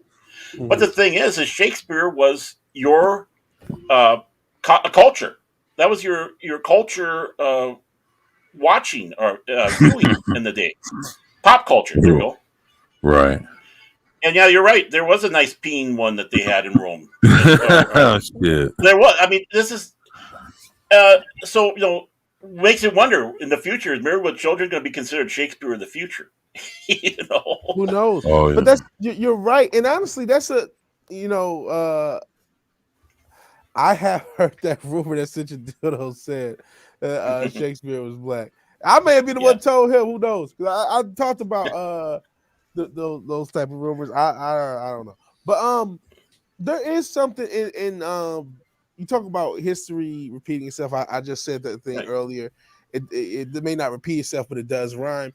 But there is something about the idea of something that was once at the time just for the common people, historically being like guided up as if it's high art. In fact, art as a concept, most art was for like the common folk in general, and then at some point in the recent past 150 years, it became this snooty high society thing. Like Shakespeare was more Spielberg at the time than he was some art house director. You know what I mean? He was just if you want to see a play in England, I'm gonna see a Shakespeare play because that's the hot shit in the streets, so to speak. And the thing is they were not insulting to the audience, because obviously the people that were coming to the Globe Theater were not your high class. They were your average schlubs. These are people that worked hard around. They were not highly educated people, but yet they're coming to see these plays that were aimed at them, but still very intelligently written. Another case in point: Sir Arthur Conan Doyle and Sherlock Holmes. You have Sherlock Holmes out there, the great detective, but now you have to sit back and think. Sir Arthur Conan Doyle was writing to the average person. People that are reading these stories may not even graduate out of like grade school equivalent, and more than likely never went even beyond that. They went right into their trades. These were people that were, not highly educated people, but very intelligent people in other ways with their trades and crafts and such. So he's writing these stories for the average people. He puts us to basically the main character, and I'll argue this point. The main character in the Sherlock Holmes story is not Sherlock Holmes. It's John Watson, because he's our eyes in that world. Anytime you never had Sherlock Holmes by himself. Everything's being told from the viewpoint of John Watson. If you had Sherlock Holmes off to himself, it's Sherlock telling Watson what happened. So our eyes into that world was a medical doctor, which means Sir Arthur Conan Doyle had the ability to think that these people might not have a formal education, but they're smart. I'm going to have this intelligent person being their eyes in there, and it became popular, and that's why Sherlock Holmes is this big thing still yet to this day. It was aimed at average people, but it was not insulting. In fact, it was complimenting them. You are smart enough to understand this. Yeah. I think in general, you shouldn't insult your audience. People are always smarter than you give them credit for. Right. Unfortunately, also always dumber as well. But like at the same time, you shouldn't insult your audience, because the best part about any medium or any art or any piece of media is those little elements, those things that you just pick up on that you may not have may not be there overtly, but then you rewatch like, I just noticed that part. It's those minor details are the things that separate the good from the great, and those are the things that people will often think, no one's going to care about that, so it doesn't matter. Like, no, those little elements are the things that matter the most. So that I think in general, some of your artists are smarter than you think they are. Well, that's why comic books have lasted so long. Right. I mean, they were for the for the kids and even adults that didn't want to be confess to it in the day, but they were still intelligently written. But it was to a point that that you could read it as a common person. Not only that, you're virtually getting great artwork. Think about all the Yes. museums out there where you had, a person putting out with maybe 14, 15 pieces of art and they say how great this is. You have one of these artists that's whipping out this wonderful art with comic books. How many times? And they're working on maybe multiple comics at the same time. All Yeah. the pages that they're putting out in a month then start adding up to a year. That's why these are strong. They got good stories. They're intelligent stories, but they're aimed for the common person and not treating the common person as an idiot. Star Trek. Right. It's aimed for the common person, but intelligent written. I mean, the people that were writing and involved were very intelligent people, but they were not insulting to the audience. That's why Lost in Space isn't exactly as well remembered because it was silly and goofy and stupid. It started out strong if you take a look at the original pilot. But when you have the great vegetable rebellion that they had at the end there, Star Wars the same way. I mean, it's aimed for the common people, but very intelligently written, and on and on and on. That's why these things strike and keep hold, and eventually they're going to be grabbed by the intellectuals. I mean, they tried doing it with Star Wars because the intellectuals were, oh, we can't like Star Wars. That's just a comic book kid film. Then they found out that Lucas read Joseph Campbell's like, oh, now it's intellectual. Now it's official. We can actually like it because it's highbrow. It's to our level now. Which, no, it's enough. Up your A. Yeah. And Ron Martin talking about West Side Story, which I don't know if anybody even cared or checked out the freaking new one. I'm not gonna check it out. But he says, yeah, it's just not some random movie. It's an American culture iconic masterpiece released in 1961 and won 10 Oscars, including Best Picture. Well, now it's just a random movie, unfortunately. I mean, it still does have the legacy of what it was, but I mean, that's an interesting take. I mean, not just an interesting take. It is a piece of American cultural masterpiece. I wonder how many American cultural, iconic films will survive into the future. The Great Vegetable Rebellion. How many things are going to survive into the future? How many? I hope we don't have. I am worried about the lack of physical media, right, in the future, and the digital. Everything's pushing for streaming. So that means, like, how many things are going to be lost to the annals of time that are with great cultural things or great cultural elements? Like, what's going to survive the future? Shakespeare survived now. Like, we know Shakespeare. We'll know all the other playwrights offhand. I mean, I'm sure there's some, old English literature and old English film nerd, or not film nerds, stage nerds who may know. But like, only the very top of the top survive culturally 30, 40, hundreds of years. So it is interesting to see, like, what are going to be the movies 150 years from now that's like, oh yeah, this great classic from the 20th century, Star Wars or West Side Story or anything? Or will it be this great classic from the 20th century, Charlie's Angels 2019? Like, is that what it's going to be because of we're in 1984? This great classic, The Last Jedi, that changed and knocked down. Like, is that going to be the story they tell? That's just when he said that, that's what went off in my head. Well, I think it's going to be the ones that resonate the most. And what we've already seen is a good track record on Star Trek and Star Wars. Look at Sherlock Holmes. This lasted, 150 years? Not quite 150 years, but probably close to 150 years probably now. Close to 150 years. 22 into this decade, Yeah, and it started out in the 1860s, so 1880s. I mean, so I mean, so that's when the Tolkien since with Lord of the Rings in the 50s. Some of this stuff is going to resonate and continue into the future. It's going to be interesting to see what the wild cards are.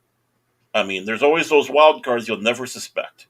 Yeah, and like not every play of Shakespeare is even looked at or even done. I mean, there's still there's those that they sit back and say are kind of turkeys that he had.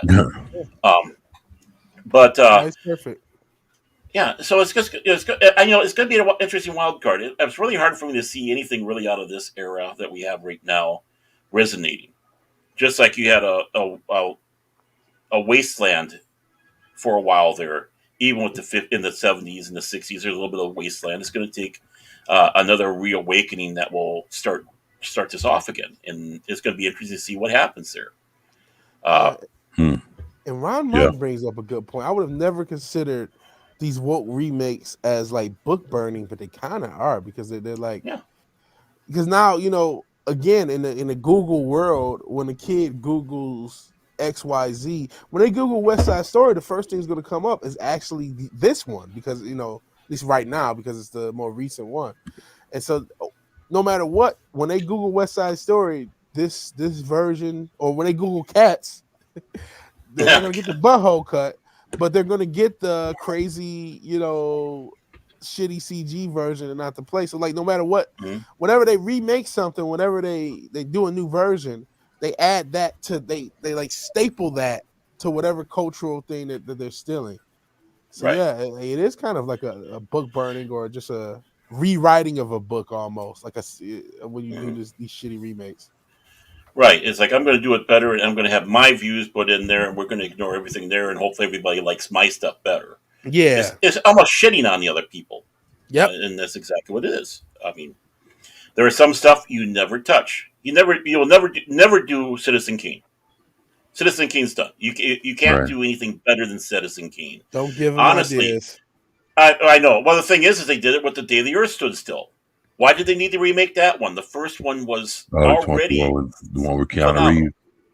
Yeah, I mean, why did you need to do that one? War of the Worlds. Unless you were going to do it like the book in like the 1800s, why do it? The George Powell film is phenomenal, is epic. You can't get much better than that.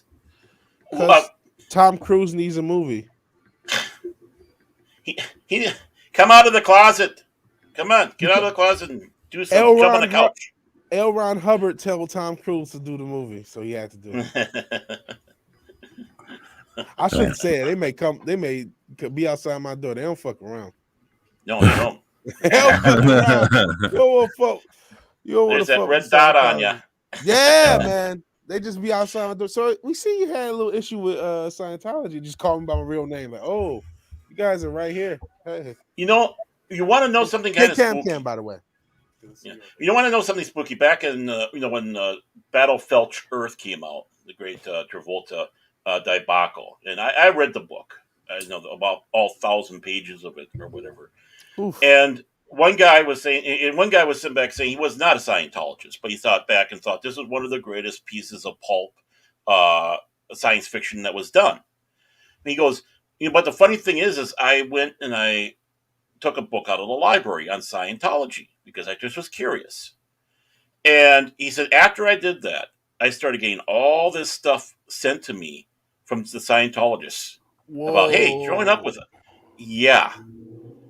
And it's like, whoa, that's kind of interesting right there. So wait, he just checked a book out of the library? Out of the public library, yeah. It was, and I've seen the books that they had in there back in the day. They had their big book, and they're going through talking about Scientology, how great L. Ron Hubbard. Look at all the celebrities. There's John Travolta, Kirstie Alley, Isaac Hayes, all the other ones. Yeah, shit. We talking about Isaac Hayes shit. Mm-hmm. And he said that he took the book out and brought it back to the library, and then all of a sudden after that, he started getting all this stuff mailed to him from the Scientologists. That's fucking creepy as fuck.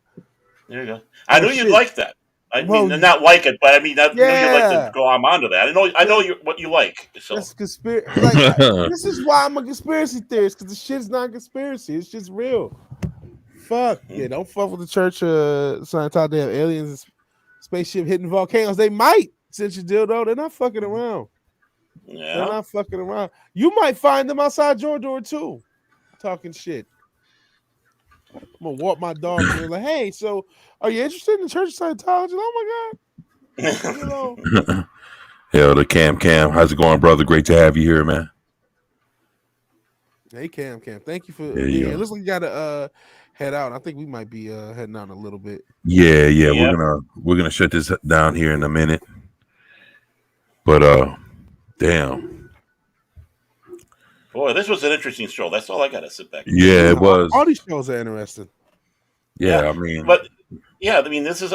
We should call this the rabbit hole from now on because this is what we go down the primetime rabbit holes.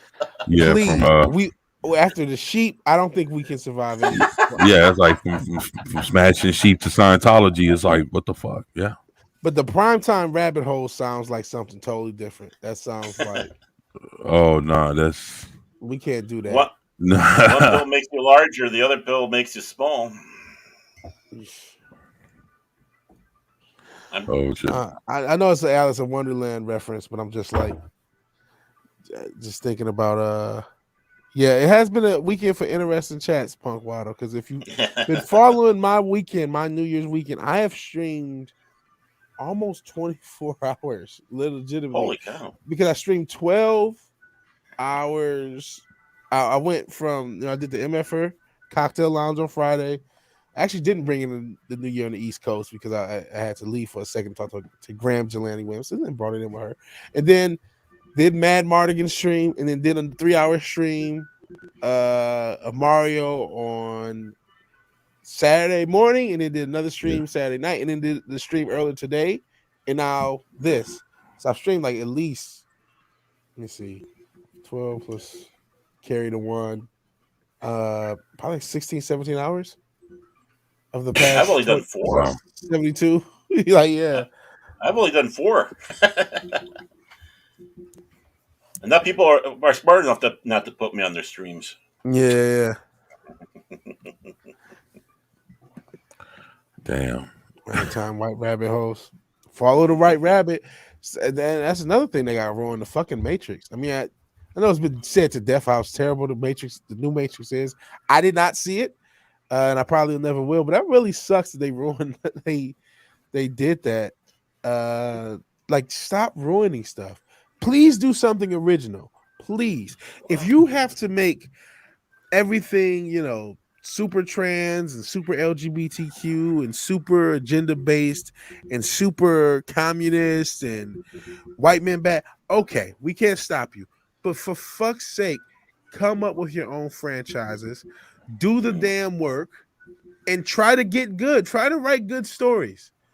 For all the shit we get about Arcane, people enjoy that. So if you can do Arcanes all day, fucking do it. But stop taking over franchises. Stop taking stuff that is already established, that people already like, fucking remaking it in the first place. And when you do remake it, putting your agenda and you doing your fan fiction version of what came before. Leave it alone. We already enjoy it. Make your own shit. And you know something? Maybe people will enjoy it. Maybe you'll actually get good at stuff and people will enjoy it. And you won't need to steal and make Superman gay or whatever the hell else. You can make your own material. So please, I know no woke leftists will hear this.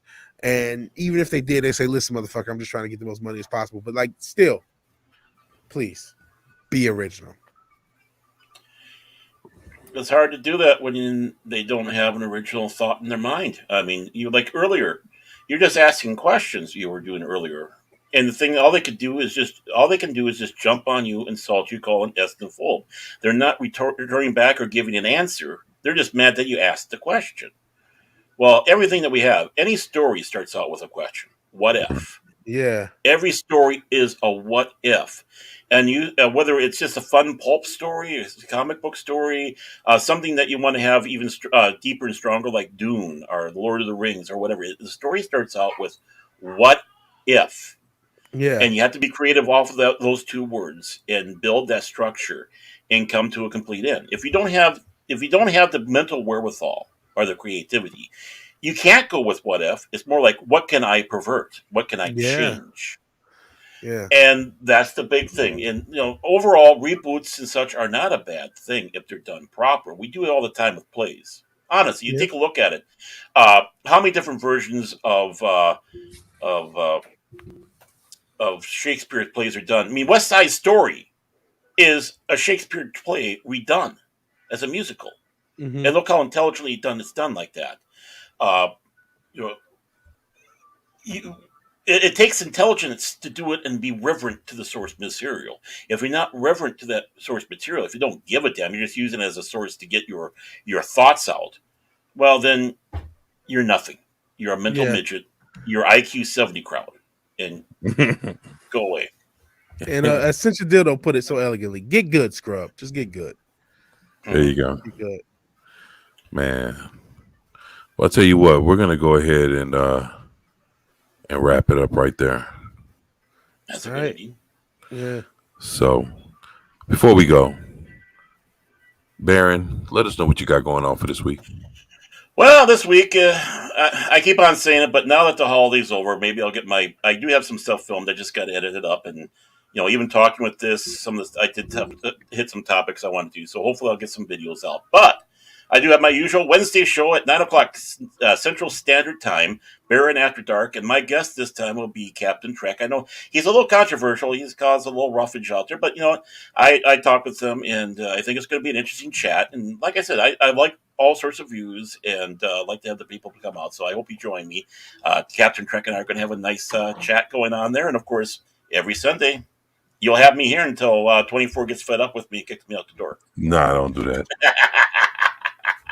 Appreciate that, man. But or if anybody invites me to something, that'll be at the last minute.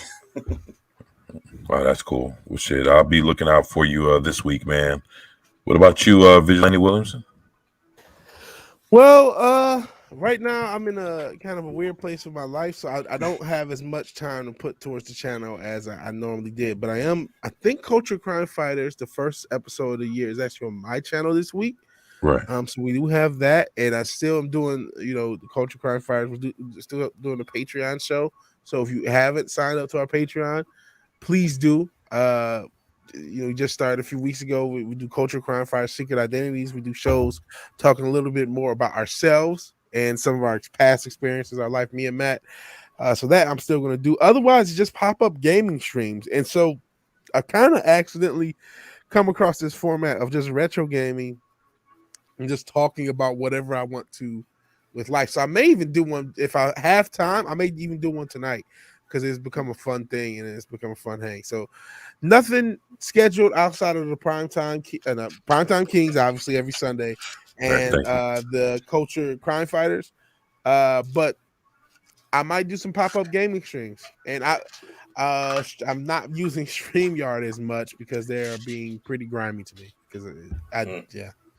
But I guess it's just grimy. I just started with using XSplit. This is my first time today, and I might keep using that, except for the actual Culture Crime Fighters, because it's just easier to use StreamYard. Okay. See, I want to talk to you about that then sometime here. Okay. I literally just learned to use it earlier. Shout out to False Stop, who was a guy creating a game, an indie game that I met through the Nerdporial Life Forum. Shout out to Nerdporial Life Forum. And he's a really nice guy. He showed me how to use it like 5 a.m. this morning. I'm like, oh yeah, I'll use it one day, when I change my setup. I go into StreamYard. Oh, you're running out of time. Well, I guess I'm using it today because I'm not about to fuck with StreamYard. I ain't paying them no fucking more money. Fuck them. So yeah. Oh shit. Oh shit. All right. Well, that's some good shit. Actually, I'll be dropping videos throughout the week. Tomorrow will be my 2-year anniversary on YouTube. Oh man. So congrats. January 3rd. Yeah, thank you. It'll be my actual 2 years to tomorrow was when I dropped my first video. So if I do any kind of streaming, it'll be probably for like an hour or two. It'll probably more than likely be a video game stream at that because I haven't done one since the summertime. So I'll do one just kind of talking and just shooting the shit, just trying to kick some ass. You guys can see how well I can do on a video game or whatever. But I'm gonna pop that off tomorrow. Other than that, I'll be just dropping videos. You guys will see me on the pre-show show on Friday, and then catching up with these great gentlemen here on the Primetime Kings on Sunday. And for this year, man, I got a few things in store, and just got to look into it a little bit more before I speak on those things. But I would hopefully very shortly, I'll be getting with Fed for Hire, who does all the artwork for Doomcock, and he did a shirt design for me, and we're gonna work on that a little bit and open up the T Public, like a Teespring store. I'll probably run it with T Public and putting out some merch out there, man. So that's how I'm trying to start off the new year. So that's what I got going on. So Better make a shirt in XXX fat. I want one. Yeah. I'm trust me. I'm gonna. I'm still waiting for my vigilante shirt, man. You know what I'm saying? Yeah, I was supposed to send you all my shit. Man, I said that, and I was gonna get one to send you one. Okay, I gotta do that. Well, I'll buy one from you, Vigilante. Just let me know how much. Well, no, it's on Teespring. It's on Teespring, and because you got to pay for them to do it, and I just totally forgot, man. I'm glad you reminded me. Remind me again next week, and I'll do it. All right. I always wanted a Vigilante Williamson shirt. Yeah. So, just I'm but I'm trying to launch my own little Teespring deal here. So it'll be about 2 shirts, probably a long sleeve shirt, a hoodie, and a mug to start off with. So it'll be interesting when you guys see the design, and I'm trying to come off with 2 styles of shirts, but if not, it'll just be one for now, and then just work on the next one. So, I got a few things that I plan to be working on for this year, and that's just how I'm starting off. So, but with that, I wanted to say thank you to everybody in the chat, everybody that showed up, spent a little time with us, listen to us talk about she fucking and all kind of wild shit. It's those skirts. Oh shit, yeah. No shirts. Yeah, I'll be having 2 kinds of shirts, then a long sleeve shirt, and then it'll be a hoodie and a mug. So that's how I'm gonna start off, and it'll be it'll definitely be to about 3X, man. So we're not doing just certain amount of sizes because I'm a big dude. So 3X and possibly 4X will have to go its way in there, man. No, not to be calling you. I need big shit too, man. So I'm 300 plus. So I'm not gonna fucking lie. I'm working on it though. But yeah, man. Up to 5X on the hoodies and all right, well shit. There you go. Up to 5X on the hoodies and tees. So and no skirts, man. No skirts, not yet, man. Kilts maybe, but no skirts. Yeah, kilts. Yeah, there you go.